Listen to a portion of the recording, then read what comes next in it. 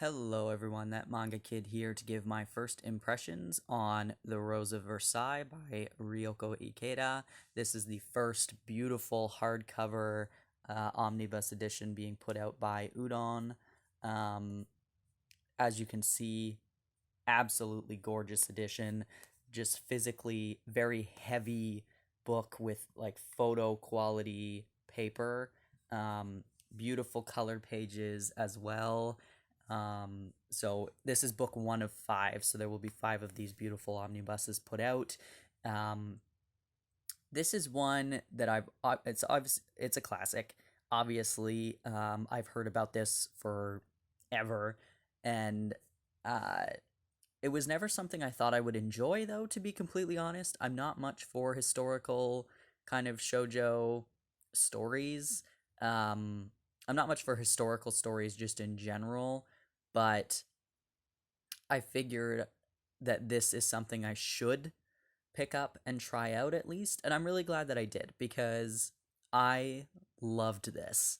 I read it all in one sitting. I could not put it down. It was so captivating.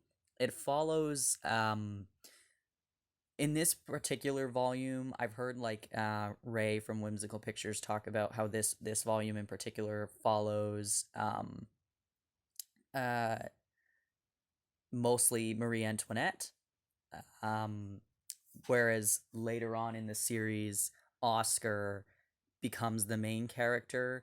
Um, but Oscar is basically a girl who has been raised as a boy because her father only has daughters and needed basically a son.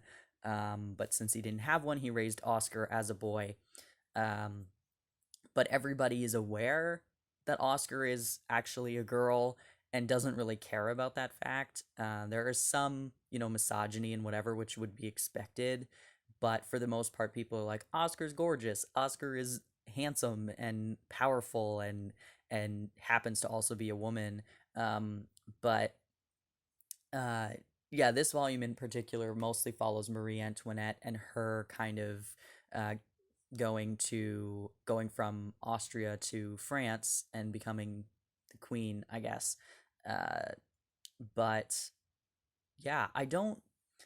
It's not that I don't like historical stuff. I just sometimes I find it to be kind of overbearing. But this had enough of a like really cool.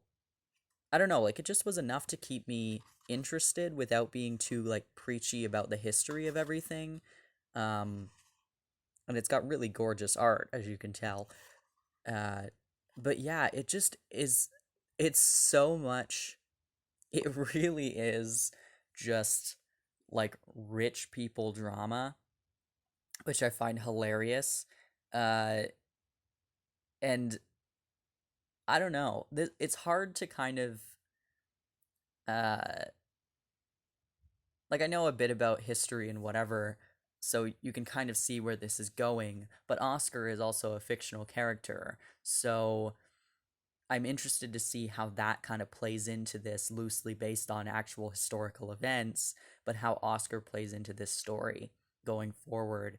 And there's a lot of kind of unrequited love happening or love triangles and different things going on that you're like, okay, it's a lot of just very, very, very rich people and their very, very, very rich people problems. And it's quite entertaining. It really is. And it's but there's enough like action and stuff too because obviously there's political tension and things going on. Um, but it really is fascinating. And I don't know that I have much of an opinion that hasn't already been shared about this title in particular, other than this is a beautiful release and it was very entertaining.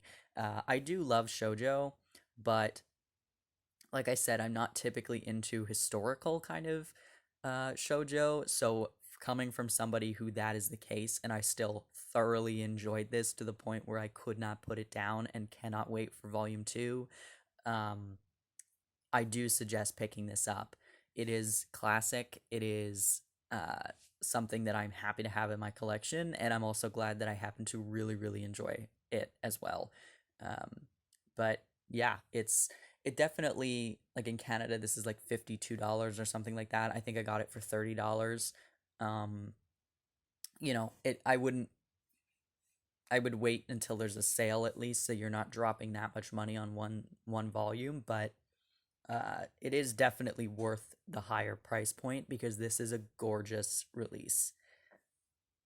If you've read Rose of Versailles, have anything else to say about it, let me know in the comments. Um, Other than that, I am excited for Volume 2, and I highly recommend picking up this first one. Uh, yeah, thanks for watching.